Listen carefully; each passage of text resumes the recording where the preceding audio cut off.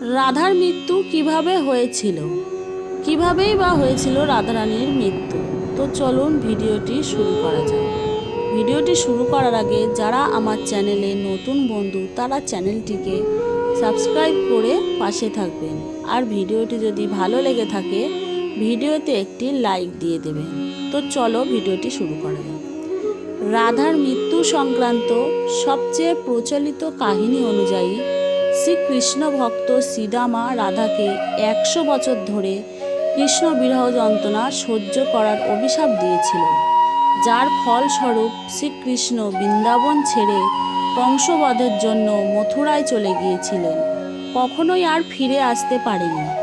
100 বছর ধরে শ্রী রাধা কৃষ্ণ বিরহ যন্ত্রণা সহ্য করেছিল এবং 100 বছর পর তিনি যখন কৃষ্ণের সাথে দেখা করতে দ্বারকাতে গেলেন, সেই সময় কৃষ্ণকে দেখে তিনি উপলব্ধি করলেন বৃন্দাবনের কৃষ্ণ যাকে তিনি ভালোবাসতেন, সেই কৃষ্ণ আজকে দ্বারকার রাজা হয়ে গেছে।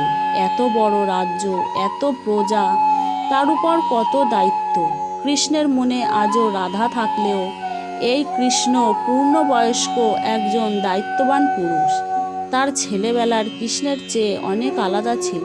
সে ছিল বড্ড ছেলে মানুষ, সবসময় হাসি খেলা মজা করে তার দিন চলে যেত, যার উপর ছিল না কোনো দায়িত্ব।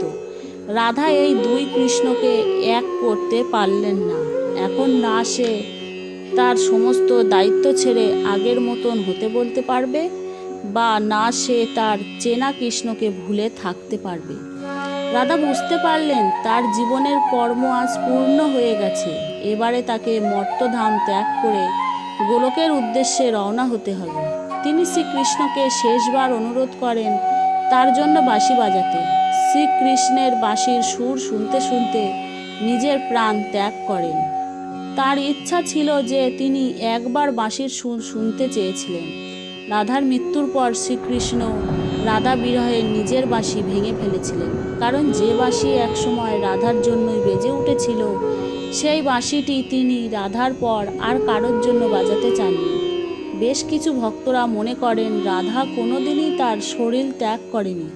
100 বছর ধরে শ্রীকৃষ্ণ বিরহ সহ্য করার পর তিনি শ্রীকৃষ্ণের সাথেই সশরীরে মর্ত্যলোক ত্যাগ করেন এবং গোলকধামের উদ্দেশ্যে রওনা হয়।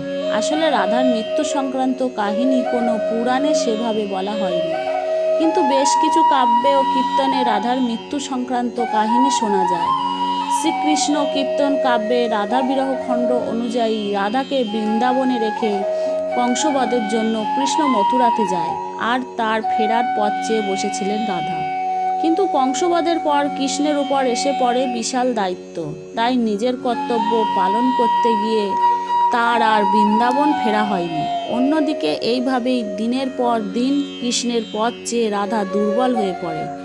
এখন তার একটাই আবেদন তার প্রিয়তম সখাকে ফিরে পাওয়া, কিন্তু একের পর এক কর্তব্য পালন করতে গিয়ে কৃষ্ণও নিরুপায়। তাই বাধ্য হয়ে একদিন রাতের অন্ধকারে রাধা নিজেই কৃষ্ণকে খুঁজতে বেরোয়। বেদনায় কাতর রাধা চারিদিকে কৃষ্ণকেই দেখতে পায়। তিনি সব কিছুকে কৃষ্ণ ভেবে আঁকড়ে ধরতে চায়। এইভাবেই হঠাৎ জলের মধ্যে তিনি নিজের প্রতিবিম্বকে কৃষ্ণ ভেবে নেয় এবং সেই কৃষ্ণকে আঁকড়ে ধরে জলে ঝাঁপ দেয়, যেখান থেকে দেবী রাধা ভূলোক ত্যাগ করে গোলকধামের উদ্দেশ্যে রওনা করে এবং সেখানে কৃষ্ণের জন্য অপেক্ষা করতে থাকে। তো বন্ধুরা, ভিডিওটি যদি ভালো লেগে থাকে ভিডিওতে একটি লাইক দিয়ে দেবেন, আর কমেন্ট বক্সে জয় শ্রী রাধারানীর জয় বা হরে কৃষ্ণ রাধে রাধে লিখতে ভুলবেন না। তো ভিডিওটি এই পর্যন্ত রাখলাম, দেখা হবে পরের ভিডিওতে।